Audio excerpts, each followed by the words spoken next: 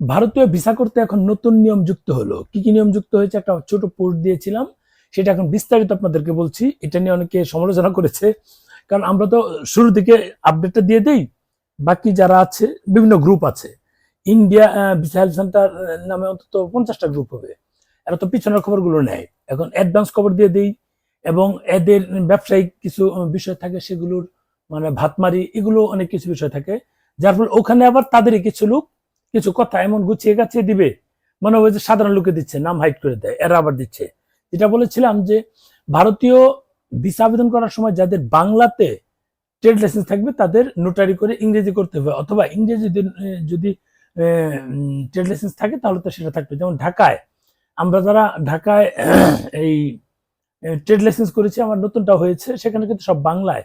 তার মানে আমাদের ঢাকার গুলো অবশ্যই ইংরেজিতে করতে হবে, নোটারি করে নিতে হবে, এর কোনো বিকল্প নাই। সহজ বাংলা কথা, নোটারি করে যদি কোনো অ্যাডভোকেট দিতে করান, যাদের এই ট্রান্সলেট করে তারা এই অ্যাডভোকেটের একটা সিল মেরে দিবে, ওইটা হচ্ছে নোটারি, ওইটাতে করতে পারবেন। আরেকটা হচ্ছে যে আপনারা যারা ভারত মানে আসবেন বা ভিসা করার জন্য প্রস্তুতি নেবেন, তাদের এখন মিনিমাম $200 সম পরিমাণ আপনার এনরোলমেন্ট করতে হবে। $200, এটা আপনি ক্যাশ ডলার যদি করেন, করতে বিভিন্ন ব্যাংক থেকে করতে পারেন, বা এসবিআই ট্রাভেল কার্ড করেন, নিশ্চয়ই $200 সম পরিমাণ করতে হবে। আগে যেমন 21,500 টাকার মতো খরচ হতো এসবিআই ট্রাভেল কার্ড, সেটা এখন ধরেন $150, 21,000 হলে আপনার কত হয়, আরো 27-28 হাজার টাকা চলে যাবে, বা 27,000 টাকার মতো চলে যাবে $200। এই হচ্ছে বিষয়। অনেকে প্রশ্ন করতে পারে যে ভাই, ডলার কিনলে তো কমে পাওয়া যায়, 12,500 টাকায় পাওয়া যায় বা 600 টাকায়, তাদের ওখান থেকে বেশি দিয়ে কেন কিনবো? সেটা আপনার বিষয়। আপনি ক্যাশ ডলার নিয়ে যাবেন, সেই ক্যাশ ডলারটা যদি আপনার কোনো কারণে তাদের কাছে মানে অ্যাকসেপ্টেবল মনে না হয়, যে আপনি ব্যাংক থেকে করেছেন প্রপার ডকুমেন্ট যদি তাদের কাছে মনে না হয়, তাহলে কিন্তু আপনার ওইটা নিবে না। কাজেই যা করেন সাবধানে করবেন। এসবিআই ট্রাভেল কার্ড করলে তাদের ভিসা সেন্টারের ভিতর থেকে করবেন, বিশেষ করে যমুনা ফিচার পার্ক যারা করেন তাদেরটা ডিনাই করার কোনো সুযোগ নেই, তাদের এটা কার্ড।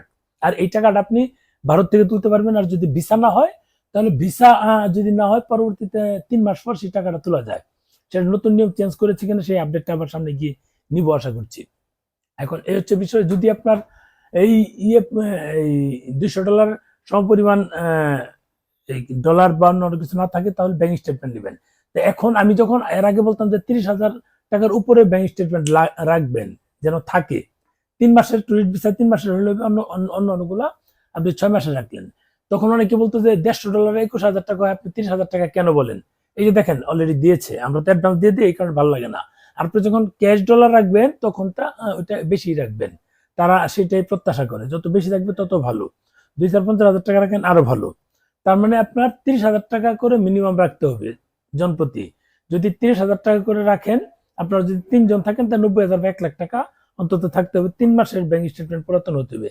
অনেকে নতুন পেয়ে যাবেন, হয়তো 1 মাস 1.5 মাসের ব্যাংক স্টেটমেন্ট দিয়ে আপনি আবেদন জমা দিলেন, তারা নিয়ে নিল, সেটা আলাদা হিসাব। তারা অনেক সময় খেয়াল করে না, কিন্তু তাদের নিয়মে যেটা বলা আছে, ওয়েবসাইটে বলা আছে, আমি সেটা বলেছি। যদি আপনারা মানে ব্যাংক স্টেটমেন্ট ছাড়াও ভিসা করতে পারেন, সেটা আপনাদের বিষয়, কিন্তু ওদের ওখানে নিয়ম যেটা আছে সেটা বলে দিলাম।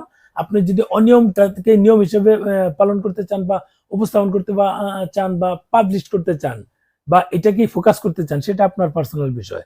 কিন্তু আমরা যেটা নিয়ম সেটাই বলছি। নতুন নিয়ম এসেছে, আপনি $200 সমপরিমাণ ইনভেস্টমেন্ট করবেন, এবং যদি বাংলায় থাকে এই ট্রেড লাইসেন্স, তাহলে সেটা অবশ্যই নোটারি করে ইংরেজি করে নেবেন। এই হচ্ছে বিষয়। ভালো থাকবেন, শেয়ার দিয়েন।